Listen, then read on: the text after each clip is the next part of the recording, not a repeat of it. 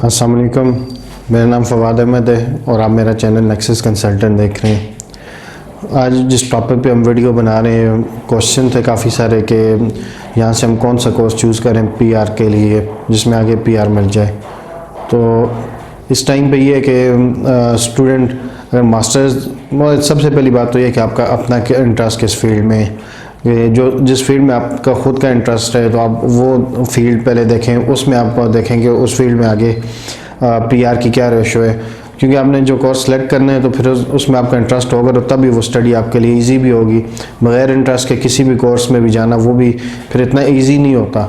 और ऑस्ट्रेलिया की अगर मास्टर्स बेस की स्टडी वो इतनी इजी नहीं है, तो उसके लिए आप जिस फील्ड में इंटरेस्टेड हो या पहले आपने वो फील्ड पढ़ी हुई हो तो वो ज़्यादा बेटर है, या फिर उससे रिलेटेड कोई फील्ड चूज़ करें। तो हम डिटेल में बात करेंगे सारे टॉपिक में तो इससे पहले अगर आपने हमारा नेक्सस का चैनल सब्सक्राइब नहीं किया, हमारे चैनल को सब्सक्राइब करें ताकि फ्यूचर की आने वाली वीडियोज़ आपको मिलती रहें।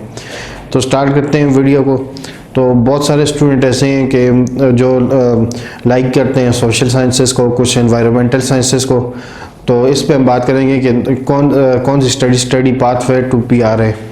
तो अगर हम सबसे पहले स्टार्ट करें इंजीनियरिंग पे आते हैं कि स्टूडेंट मैक्सिमम जो स्टूडेंट होते हैं वो इंजीनियरिंग फील्ड में जाना चाहते हैं। जैसे सिविल है, कंस्ट्रक्शन, सिविल इंजीनियरिंग है, इलेक्ट्रिकल इंजीनियरिंग है, इलेक्ट्रॉनिक इंजीनियरिंग है, मैकेनिकल इंजीनियरिंग है और मॉस प्रोडक्शन प्लांट इंजीनियरिंग है।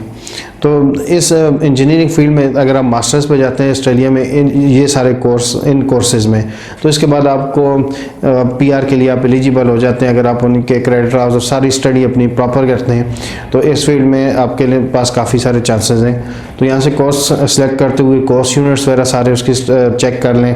अगर आपको वो सारे समझ आ रहे हैं तो उसके बाद आप उस फील्ड में बगैर सोचे किसी भी फील्ड में आपने इंटर नहीं होना, क्योंकि वहाँ की स्टडी सिंपल नहीं है, उसके लिए आपको काफ़ी सारा पढ़ना पड़ता है। तो फिर इसके बाद आपको पता है कि 2020 में पेंडेमिक आ गया था और उसके बाद पूरी दुनिया में इवन ऑस्ट्रेलिया में भी काफ़ी सारे जो थे नर्सिंग के स्टूडेंट्स की ज़रूरत थी। तो उस टाइम पे उसके अब जब ऑस्ट्रेलिया ओपन हुआ है 2 साल के बाद, तो उन्होंने हेल्थ के स्टूडेंट के लिए काफ़ी सारी अपॉर्चुनिटीज़ बना दी हैं। तो पहले तो ये है कि अगर आपने यहाँ से अपने कंट्रीज ओवरसीज़ कंट्रीज अगर आपने किए हुए हेल्थ केयर नर्सिंग वगैरह का कोई कोर्स किया हुआ है और आपके पास उसमें एक्सपीरियंस भी है और लाइसेंस है, तो आप वहाँ पे जाके अगर आपकी असेसमेंट होती है, आप असेसमेंट क्लियर करते हैं तो और आप डायरेक्ट पीआर के लिए एलिजिबल हो जाते हैं। पर आपके पास प्रॉपर स्टडी होनी चाहिए और साथ वर्क एक्सपीरियंस होना चाहिए किसी भी कोई भी जहाँ से ऐसा डिपार्टमेंट जहाँ जो बिल्कुल अथराइज्ड हो, वहाँ से आपके पास एक्सपीरियंस हो।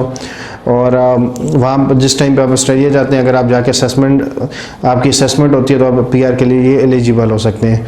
तो उसके अलावा अगर आपने यहाँ से नहीं की हुई नर्सिंग, तो अभी बहुत सी यूनिवर्सिटीज़ ऑस्ट्रेलिया में कि आपने पहले कोई भी डिग्री की हुई है बैचलर्स में, अगर आप नर्सिंग में आना चाह रहे हैं तो नर्सिंग में मास्टर्स में आपको एडमिशन मिल जाता है।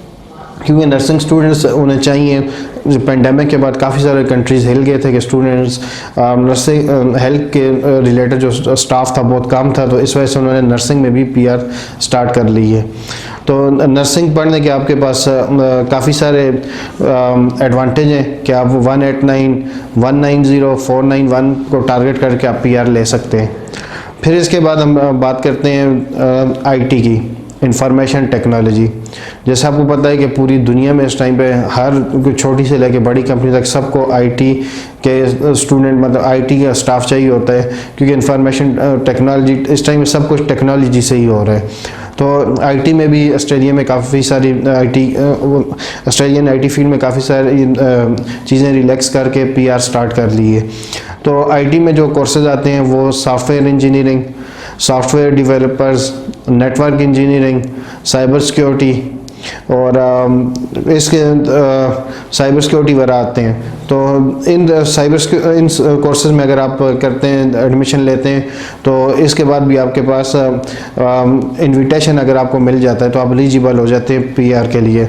तो बहुत सारे स्टूडेंट को एनएसडब्ल्यू में मिला इनविटेशन और वो उन्हें स्पेशली ज़्यादातर स्टूडेंट जो थे एनएसडब्ल्यू में उन्हें मिला है इनविटेशन मिला, तो उसके बाद वो एलिजिबल हो गए पीआर के लिए। फिर अब हम फाइनल में आते हैं, तो हम ट्रेड कोर्सेज की बात करते हैं कि कौन से ट्रेड कोर्स करने से आप एलिजिबल हो जाते हैं 485 के लिए।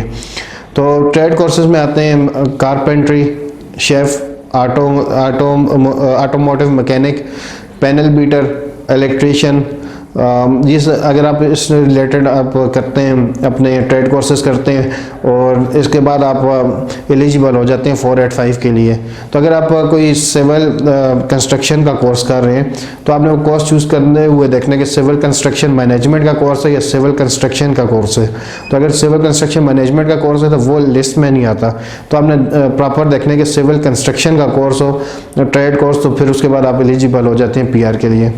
तो होप आपको काफ़ी सारी इन्फॉर्मेशन मिली होगी इस वीडियो से। फ्यूचर में किसी और टॉपिक पे वीडियो बनाने चाहते हो तो हमारे कमेंट सेक्शन में कमेंट करें, हमारे चैनल को सब्सक्राइब करें। अल्लाह हाफिज़।